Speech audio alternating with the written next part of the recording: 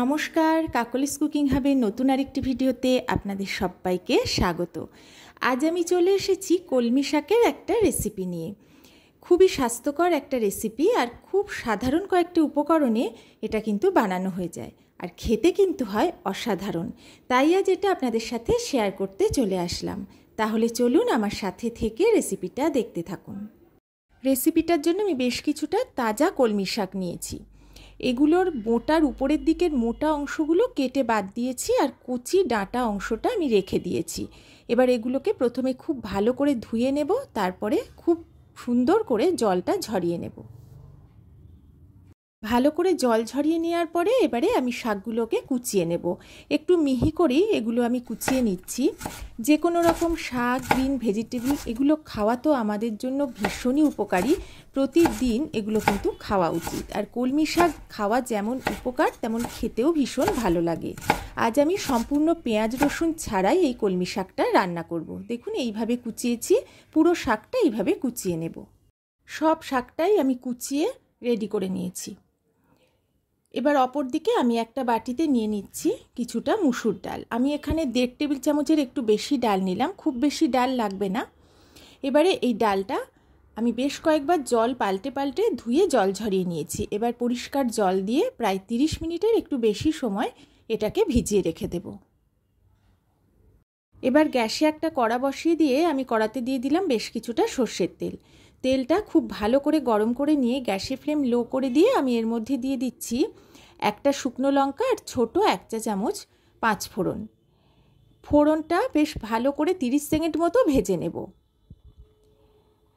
এখানে আমি নিয়ে নিয়েছি মাঝারি সাইজের একটা আলু ছোট ছোট টুকরো করে কেটে। এই আলুটা আমি এবার তেলের মধ্যে দিয়ে দিলাম। প্রথমে মিনিট খানেক মিডিয়াম ফ্লেমে ঢাকা না দিয়ে আলুটাকে ভেজে নিচ্ছি। কিছুক্ষণ ভেজে নেওয়ার পরে আমি এবার এর মধ্যে দিয়ে দিচ্ছি 1 চা চামচ লবণ। লবণটা দিয়ে ভালো করে মিশিয়ে নিয়ে গ্যাসের ফ্লেম লো করে প্রায় লাল লাল করে আলুটাকে ভেজে নেব। এখানে আমি বেশ কিছুটা মিষ্টি কুমড়ো নিয়েছি। প্রথমে ভালো করে ধুয়ে পরিষ্কার করে খোসা ছাড়িয়ে তারপর ছোট ছোট টুকরো করে কেটে নিয়েছি। শাকের পরিমাণ বুঝে আপনারা মিষ্টি কুমড়োটা নেবেন। এদিকে আলুটা আমি 2 থেকে 3 মিনিট ঢাকা দিয়ে ভেজে নেওয়ার পরে মিষ্টি কুমড়োটা অ্যাড করে দিলাম। এখন কুমড়ো আর আলু আবারও প্রথমে নেড়ে চেড়ে মিডিয়াম ফ্লেমে একটু ভেজে নিচ্ছি। তারপরে ঢাকা দিয়ে লো ফ্লেমে প্রায় 3-4 মিনিট আবারও ভাজবো, যাতে আলুটা বেশ লাল লাল হয়ে অর্ধেকেরও বেশি সেদ্ধ হয়ে যায়, কুমড়োটাও বেশ কিছুটা নরম হয়ে যায়। 3-4 মিনিট ঢেকে ভাজার পরে আমি ঢাকাটা তুলে আবারও একটু নেড়ে ভেজে নিচ্ছি। আলু আর কুমড়োটা বেশ কিছুটা ভাজা হয়ে গেছে, 50% মতো সেদ্ধ হয়ে গেছে। এই সময় যেন পুরোপুরি সেদ্ধ না হয় সেদিকেও একটু খেয়াল রাখতে হবে। এদিকে ডালটা ভেজানো ছিল, সেটা জল ঝরিয়ে নিয়েছি। ডালটা বেশ ভালোভাবে ভিজে গেছে, নরমও হয়েছে, ফুলেও গেছে একটু। এটা আমি কুমড়ো আর আলুর মধ্যে দিয়ে দিলাম। এবারে ভালো করে নেড়ে চেড়ে মিশিয়ে নিয়ে বেশ কিছুটা সময় নিয়ে ভাজবো, যাতে ডালটা বেশ ভালোভাবে ভাজা হয়, স্বচ্ছ হয়ে যায় আর খুব সুন্দর একটা ভাজা গন্ধ বেরোয়। কলমি শাক তো অনেক রকমভাবেই খাওয়া যায়। কলমি শাক ভাজা খেতে তো খুব ভালো লাগে। মুসুর ডাল দিয়ে রান্না করলে অনেকেই পেঁয়াজ রসুন দিয়েই করেন, কিন্তু আমি আজ পেঁয়াজ রসুন ছাড়াই এই মুসুর ডাল ছড়িয়ে রান্নাটা করছি। খেতে কিন্তু অপূর্ব লাগে। বেশ ভালো করে আমি ভাজা ভাজা করে নিয়েছি। এখন ডাল থেকে খুব সুন্দর একটা ভাজা গন্ধ বেরোচ্ছে। আর আমি দেখিয়ে দিচ্ছি ডালটা কিভাবে ভাজা হয়েছে। দেখুন একদম স্বচ্ছ হয়ে গেছে, আর কিন্তু ভাজার কোনো দরকার নেই। এবারে আমি আবারও একটু নেড়েচেড়ে মিশিয়ে নিলাম। এখন আমি এর মধ্যে কিছু মশলা অ্যাড করব। প্রথমে আমি এর মধ্যে দিয়ে দিচ্ছি 1 চা চামচ আদা বাটা। এবারে আমি এর মধ্যে দেব 1.5 চা চামচ জিরে গুঁড়ো আর দেব 1/2 চা চামচ কাশ্মীরি লঙ্কার গুঁড়ো। আমি কিন্তু এখন হলুদ গুঁড়োটা অ্যাড করব না, ডালটা পুরো সেদ্ধ হয়ে গেলে আমি হলুদটা দেব। এবারে ভালো করে জল ছাড়া প্রথমে একটু মিশিয়ে নিচ্ছি। একটু মিশিয়ে নেওয়ার পরে আমি এখন এর মধ্যে অ্যাড করে দেব অল্প একটু জল। যেহেতু গুঁড়ো মশলা দিয়েছি, জলটা দিলে বেশ ভালোভাবে মেশানো যাবে, মশলাটা পুড়বেও না। এবারে ভালো করে আবারও বেশ কিছুটা সময় এটাকে ভাজবো, যাতে মশলার কাঁচা গন্ধটা একদম চলে যায় আর সব কিছু আবারও বেশ ভালোভাবে ভাজা ভাজা হয়ে যায়। মশলাটা দেওয়ার পরে আমি 2 মিনিট মতো ঢাকা দিয়ে লো ফ্লেমে কষিয়ে নিলাম। ঢাকাটা তুলে নিয়েছি। এটা কিন্তু বেশ ভালোভাবেই কষানো হয়ে গেছে। এবারে আমি কোচানো শাকটা এর মধ্যে দিয়ে দিচ্ছি। পুরোটা একসাথে দেব না, প্রথমে অর্ধেকটা দিচ্ছি। এটা কিন্তু যখন দিচ্ছি মনে হচ্ছে অনেকটা শাক, কিন্তু একটু নেড়েচেড়ে নেওয়ার পরেই এটা অনেকটাই কমে যাবে। এবারে কিছুটা দেওয়ার পরে আমি ভালো করে ওপর নিচ করে আগে মিশিয়ে দিচ্ছি, তা না হলে তলাটা হয়তো লেগে যেতে পারে। আর একটু কমে গেলে বাকিটুকু দেওয়ারও সুবিধা হবে। যারা প্রথম থেকে এতক্ষণ আমার সাথে থেকে ভিডিওটা দেখছেন, নতুন পুরনো সকল বন্ধু সবাইকে অনেক অনেক ভালোবাসা, অনেক ধন্যবাদ আমার পাশে থাকার জন্য। আর যারা নতুন বন্ধু, যদি আমার ভিডিও ভালো লাগে বা পরে আমার ভিডিও আরও দেখতে চান, অবশ্যই আমার বন্ধু হয়ে পাশে থাকবেন। আর অবশ্যই বেল অপশানটা সিলেক্ট করে রাখবেন, তাহলে আমার নোটিফিকেশানটা সহজেই পেয়ে যাবেন। বেশ ভালো করে মিশিয়ে নেওয়ার পরে বাকি শাকটুকু এর মধ্যে দিয়ে দিলাম। এবার আমি এর মধ্যে দিয়ে দিচ্ছি 1 চা চামচ লবণ। শাক তো এমনিতেই জল ছেড়ে দেয়, আর লবণ দেওয়াতে আরও তাড়াতাড়ি শাকটা নরম হয়ে যাবে আর বেশ জলটাও ছেড়ে দেবে।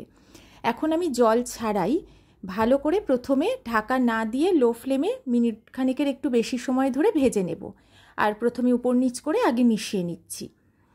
তারপরে ঢাকা দিয়ে আমি লো ফ্লেমে বেশ কিছুটা সময় এটাকে রান্না করে নেব। পুরোটা বেশ ভালো করে মিশিয়ে নিয়েছি। এবার ঢাকা দিয়ে রেখে রান্না করব, যাতে সব কিছু ভালোভাবে সেদ্ধ হয়ে যায়। প্রায় 5 থেকে 6 মিনিট আমি ঢাকা দিয়ে রান্না করে নিয়েছি।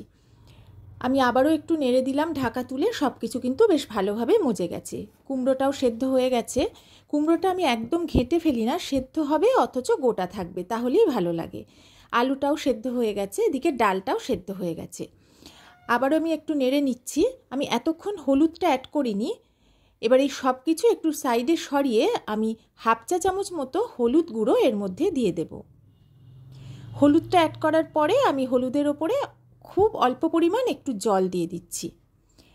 এবার হলুদটা ভালো করে সব কিছুর সাথে মিশিয়ে নিয়ে বেশ কিছুটা সময় এটাকে কিন্তু ভাজতে হবে, যাতে হলুদের কাঁচা গন্ধটা একদম চলে যায়। কারণ হলুদের গন্ধ বেরোলে সেটা কিন্তু খেতে একটুও ভালো লাগে না। আর আমি যখন ঢেকে রেখেছিলাম তখন কিন্তু ঢাকা তুলে অন্তত 3 বার নেড়ে দিয়েছি, তা না হলে কিন্তু তলায় এটা লেগে যেতে পারে।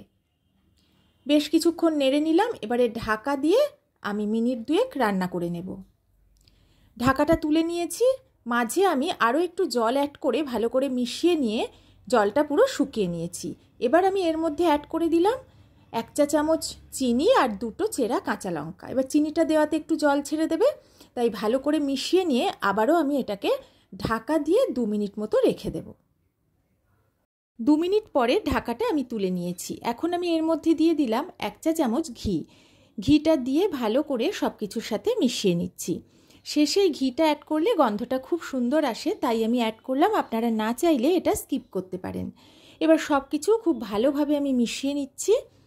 এই রেসিপিটা খেতে কিন্তু অসাধারণ হয়। সাধারণ একটা কলমি শাক এইভাবে রান্না করলে খেতে অসাধারণ হয়।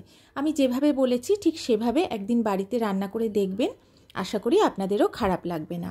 আর আমি এর জল ভাবটা পুরো শুকিয়ে ফেলি, কিন্তু একটু ঘাটা ঘাটা থাকে, সেইভাবেই এটা রান্না করি। এবার গ্যাসের ফ্লেম অফ করে দিলাম। এবার ঢাকা দিয়ে একটু রেখে আমি এটা পরিবেশন করব। এই ডাল ছড়ানো কলমি শাক রুটি দিয়ে যেমন খেতে ভীষণ ভালো লাগে, ভাত দিয়েও খেতে কিন্তু খুব ভালো লাগবে। আর এটা আমি মাঝে মাঝে মুগের ডাল দিয়েও করে থাকি, সেটাও কিন্তু খেতে অসাধারণ হয়। আপনারাও বাড়িতে বানিয়ে একবার মুগের ডাল দিয়ে খেয়ে দেখতে পারেন। তাহলে আজকের মতো আমি বিদায় নিচ্ছি। যদি আমার রেসিপিটা ভালো লাগে অবশ্যই আমার ভিডিওতে একটা লাইক করবেন, কমেন্ট করবেন, পারলে একটু শেয়ার করবেন। সবাই ভালো থাকবেন, সুস্থ থাকবেন।